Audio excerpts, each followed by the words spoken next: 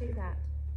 Hello, we're Caroline and Ian, a British couple who've given up work, sold the house, given away their possessions and are on a full life van tour. So come join us as we go around Asia and Europe. We're heading back to Europe now and see how Christian faith and van life work together On a wing and a prayer.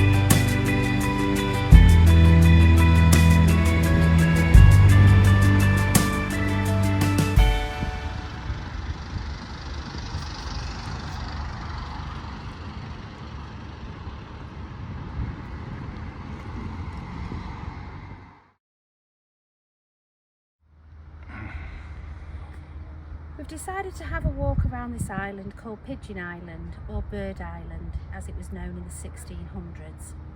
And it's called Bird Island because migratory birds passing across would always stop here on their journeys.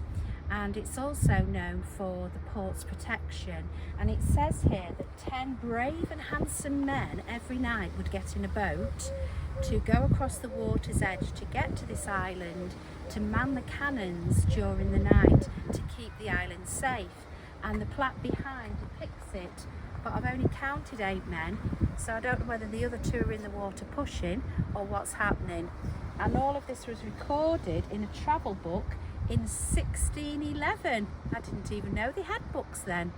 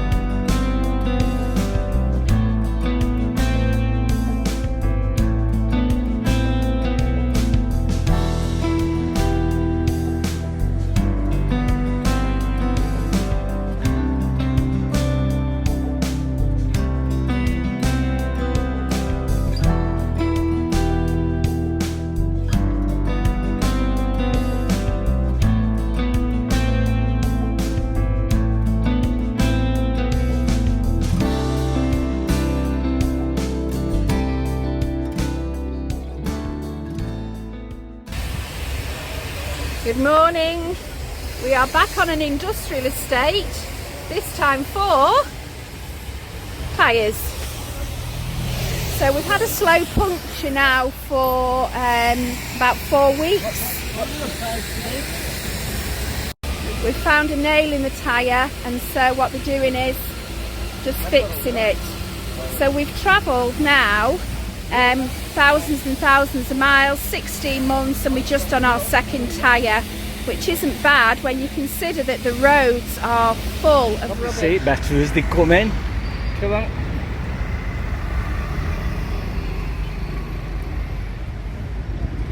It's mad. I'm hoping that the back of the van can take it coming out of here later. Anyway, here we are. We're at Peddlers. Could have gone to Goodyear, but here we are. Van, poor baby, is up on the ramps again. Aww.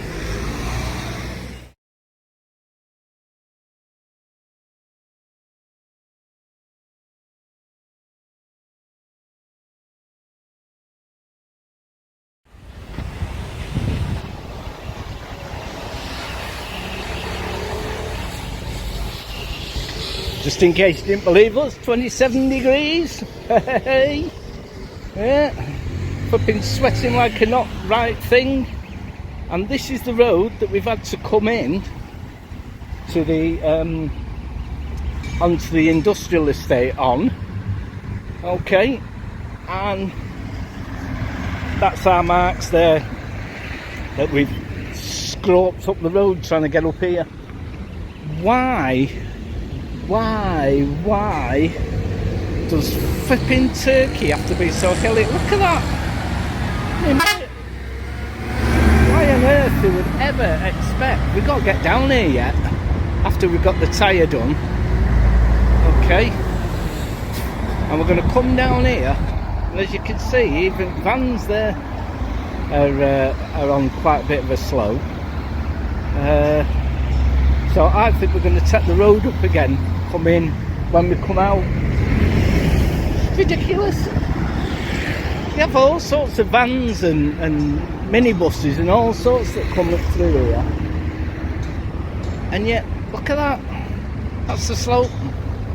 I mean, madness.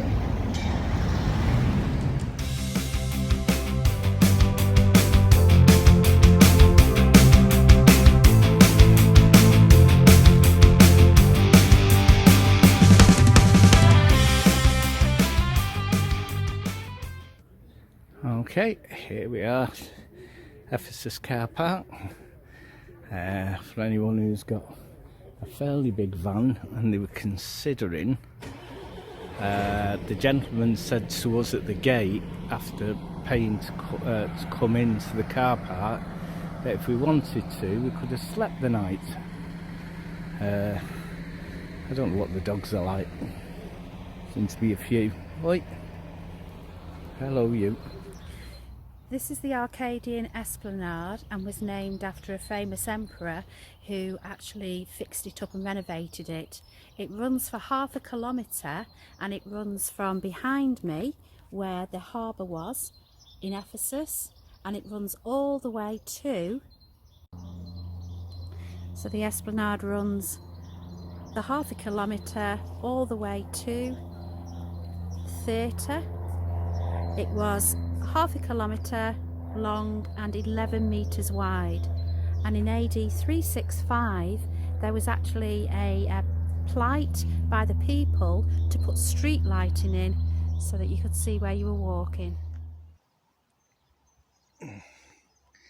Yeah, you can definitely see the size of the marketplace, how big it was, really big and square. And all these buildings here, and they even have street dogs here as well, just make it authentic. This is having a good look, and this was one of the gates, I think. Very impressive. Yeah. This was the main gate into the city, and it dates back to 2 BC. I can hardly imagine that this was here even before Christ walked the earth. Kind of blows you away. It's still standing. Incredible stonework. It's all the fancy little stonework that I like, and all the inscriptions. And then on the floor there's these 2 big round cutouts that you can imagine would have housed huge wooden gates to shut up the city entrance.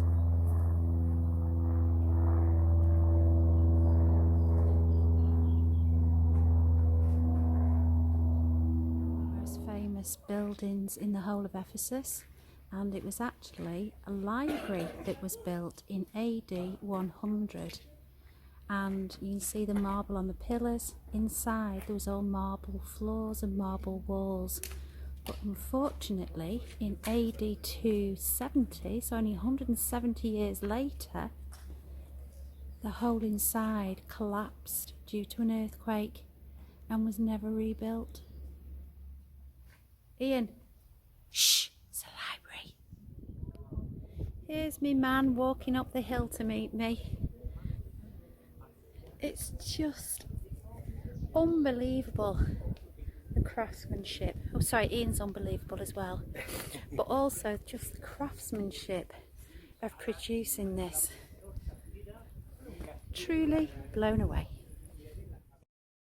This was a banqueting hall. All the pillars are covered in marble and the floor's covered in marble. And it comes round. And they even had decorating. So up there they've got murals that they would have painted. So you can really see the terrace of the mountainside here as all these houses come down, down, down.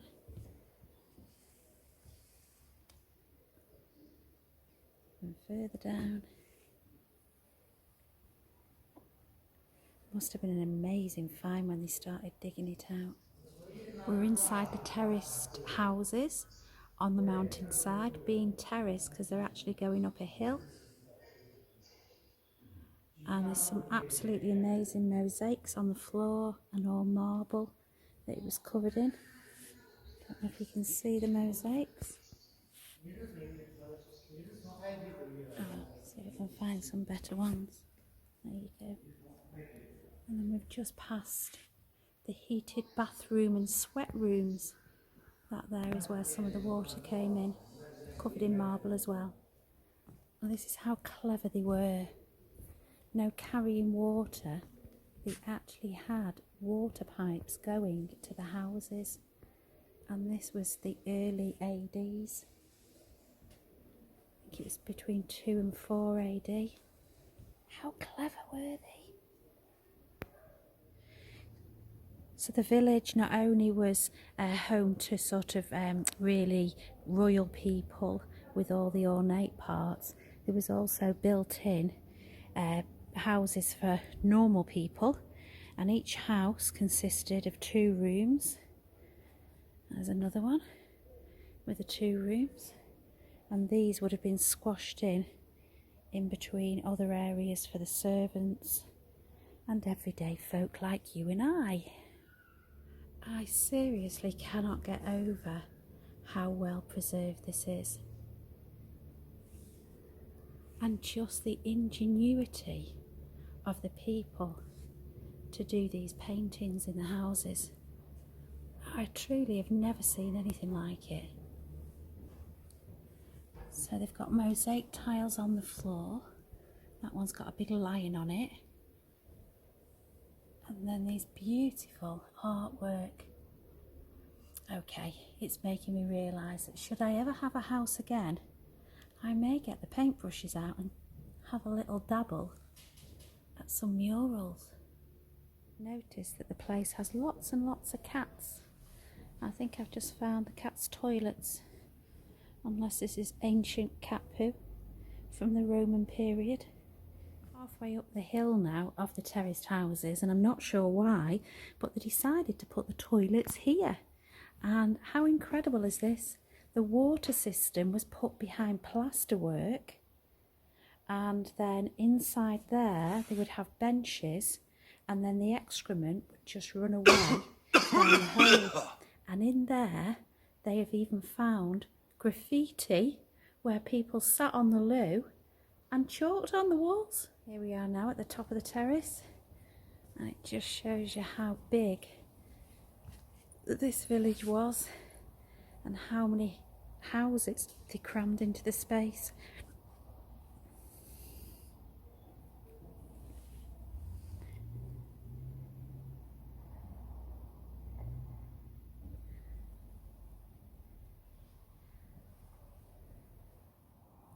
This is the outside of the terraced houses, and you could just imagine in the day walking down here to the market to go and get your bits and pieces to make the tea.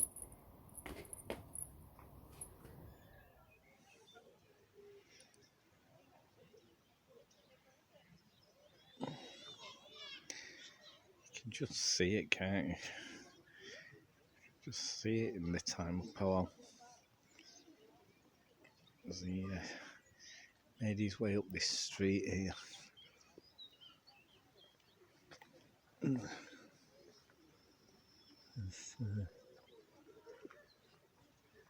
could head that way. It would take you to the local baths.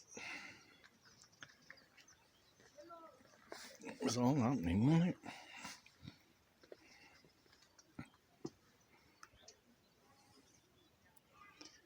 Yeah.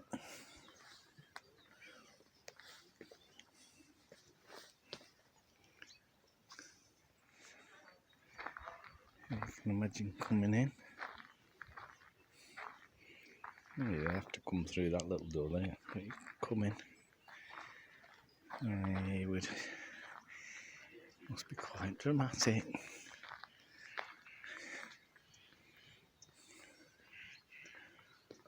And down that way you could go and visit the toilets. Down there. This is the Roman public toilets, and it was near the centre square, so all the town folk and all the visitors would have used this. Each person gets their little seat, and then in the centre there was a pool for cleaning after it. I mean, they are really clever because they kept all the muck in just one place to reduce the risk of infection. All the interesting stuff to be able to see from one platform. Well, it's not, because they've got loads to see. There's the library. You'd seen it before. And then, as I've come back, you've got Hadrian's Arch there. And on that side was the city gates, which then went to the market. That's a little street that comes down there, and just here are the public toilets that were open to everybody that we've just gone to. You can see where they sat, and then from the toilets you could then come out of there and come into these public baths. Washing baths. Regulations were not in order in Roman times, and apparently these two columns, the columns of Hercules, were put here with laurel wreaths on showing victory. Problem was they put them so close together it restricted wagons going through, so it actually became a huge hindrance. This is the concert hall, and it's a little amphitheatre. And Mr. A's on the stage. If you'd like to give us a song, he's eating an orange.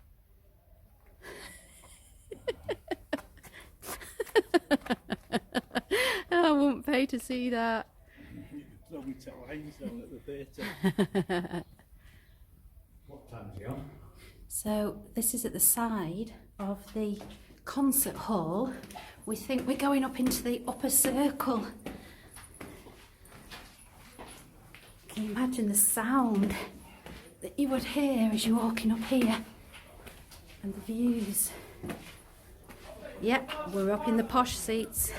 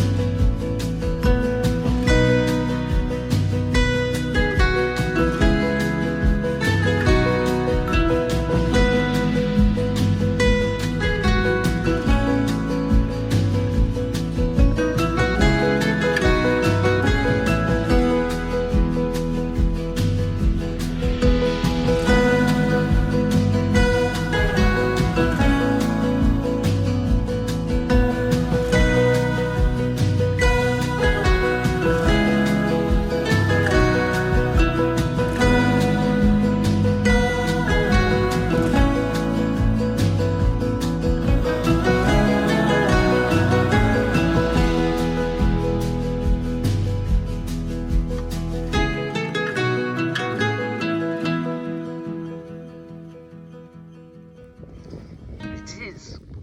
Hello.